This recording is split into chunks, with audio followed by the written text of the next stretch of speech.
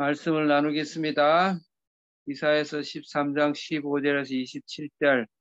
항상 뒷부분을 이야기할 때는 묵상은 본문을 하되 전체 단락 구분과 요지를 정리하는 것은 앞에 했던 거 13장 1절과 연결해서 전체 요지를 정해보고 뜻을 정하는 것이 아주 중요하다. 그리고 묵상은 본문만 하는 것입니다.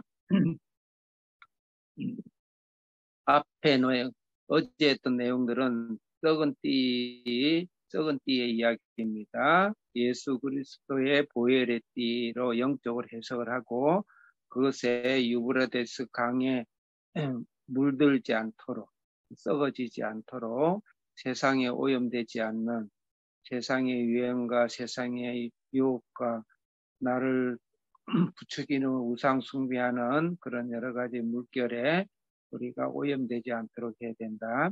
그 다음에 마지막에 또 하나의 상징은 포도주가 가득 찬 부대 이야기.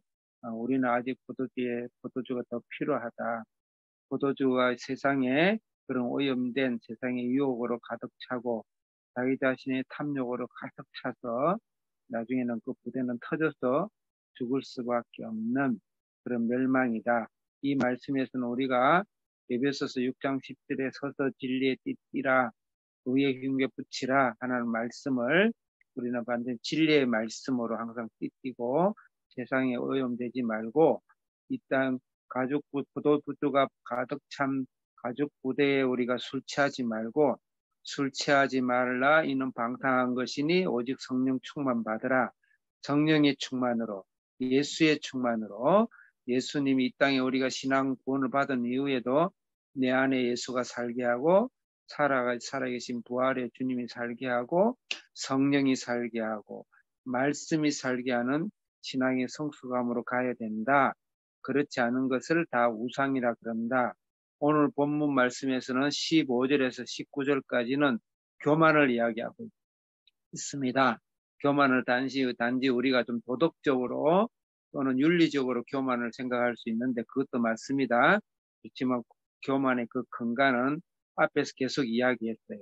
내 진리의 허리띠가 썩은 띠가 되는 것은 교만이다. 가죽 부대에 예수 그리스도의 피의 보혈로 가득 차지는 것이 아니고 세상의 탐욕으로 가득 차져서 포도주, 술에 취해 사는 그것이 바로 교만이다. 그래서 유다와 예루살렘의 큰 교만 속에 빠졌다. 그렇게 앞장하고 바로 앞에 이야기를 지금 연결해서 하는 겁니다. 그래서 항상 앞에 하고 문맥적으로 연결해야 된다는 말을 제가 드리는 말씀이에요. 그래서 그 교만을 싫어하는 하나님이시라는 것이죠. 하나님은 교만을 너무너무 싫어하십니다.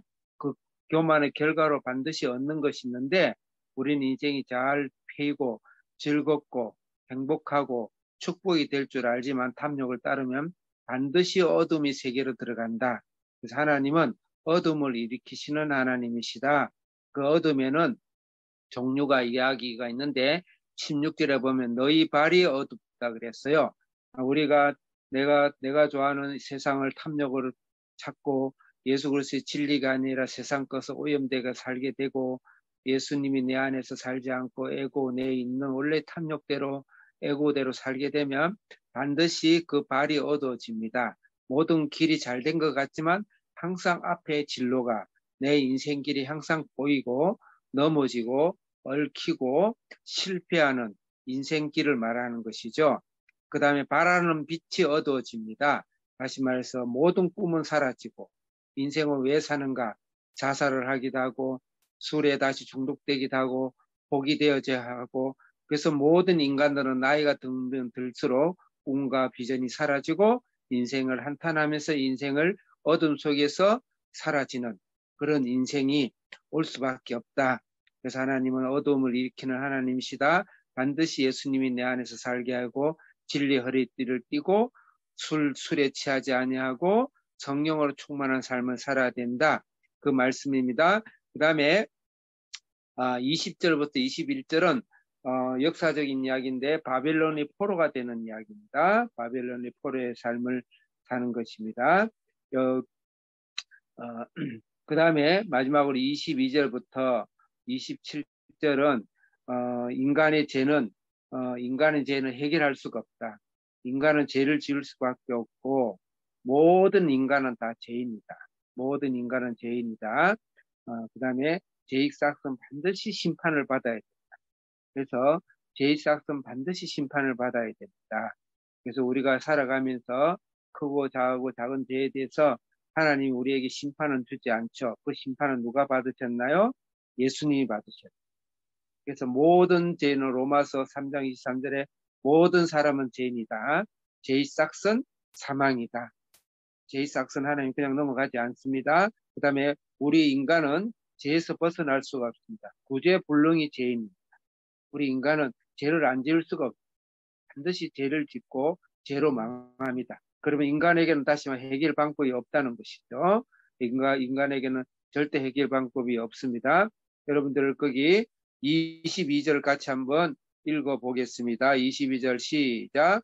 내가 마음으로 이르기를 어찌하여 이런 일이 내게 닥쳤는가 하겠으나 내 죄악이 크므로 내 치마가 들리고 내 발꿈치가 상함이라. 구수인이 그의 피부를 표범이 그의 반전을 변하게 할 수 있느냐? 할 수 있는데 악에 익숙한 너희도 선을 행하리라. 다시 말해서 그게 되면 너희 악도 구수가 이거는 약간 인종차별일 수 있지만 성경이니까 흑인이 피부가 그냥 자연 상태로 하얘질 수가 없어요. 표범의 반전이 자연 상태로 변할 수가 없어요. 그와 같이 너희들은 악에서 변할 수가 없다 이 말입니다. 그래서 모든 인간은 죄인입니다. 죄인이 아니라고 생각하는 것이 바로 그 교만이죠. 교만이죠. 반드시 죄인이다. 그럼 죄인은 반드시 죽어야 된다. 그래서 우리는 반드시 죽을 인간이다. 나는 죄를 지을 수밖에 없는 인간이고 내 속에는 선이라고는 하나도 찾아볼 수 없다는 것을 고백하는 것이 그게 바로 교만에서 벗어나는 일입니다. 그럼 무엇을 의지합니까? 예수님이 나의 모든 과거, 현재, 미래의 모든 죄를 사해 주신 것, 그것을 감사해야 됩니다. 나를 바라보지 마시고 때로 내가 죄악 가운데 하나님의 불순종 가운데 있을 때 나를 보고 나는 원래 그런 인간이야. 그렇지만 하나님 나를 그걸 다 아시고 나의 모든 죄를 사해 주셔서 하나님 십자가를 바라보고 가야 된다 이 말씀입니다. 십자가를 바라보고 다시 일어나고 다시 일어나고 1000번이고 10,000번이고 다시 일어나는 나에게는 선이 없다. 오직 나 안에 성령께서 나의 마음을 파시고 성령께서 말씀의 꽃갱이로 나를 담금질하시고 하나님의 거룩함을 포기하지 않고 가겠다는 그런 하나님의 결단들이 필요한 것입니다. 그 다음에 24절 이하는 그에 대한 죄에 대해서 여러 가지 종류들을 이야기하고 있는데 영적인 간음이죠. 영적인 간음으로서 그렇지만 24절이 중요한 말씀입니다. 그러므로 내가 그들의 사막에서 불려 건불같이 흩으리라. 심판은 면할 수 없다는 것입니다. 반드시 심판은 면할 수 없습니다. 나는 영원히 죽고 또 죽은 심판을 면할 수 없는 불심판에 들어가야 되는 사막 심판에 들어가야 되는 지푸라기처럼 이 세상에서 흩어서 없어지는 심판에 들어가야 되는데 우리 예수님이 나 대신 심판을 받아 주셨다. 할렐루야. 내가 자범죄에서 하나님 앞에 나의 끊없는 속성으로 주님을 배신하고 주님을 따르지 않으려는 내 속사람이 있지만 예수님이 십자가를 붙들고 나를 치료하고 오늘도 그 십자가를 붙들고 더욱 담대하게 나아가는 여러분이 되시기를 바라겠습니다. 살아계신 우리 아버지 하나님 감사합니다.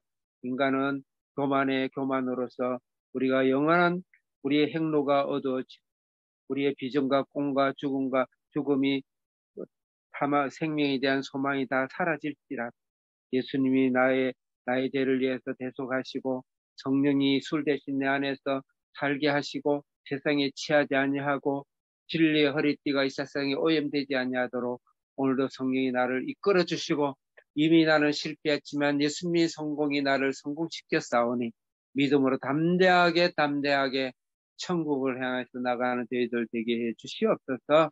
예수님의 이름으로 기도합니다. 아멘.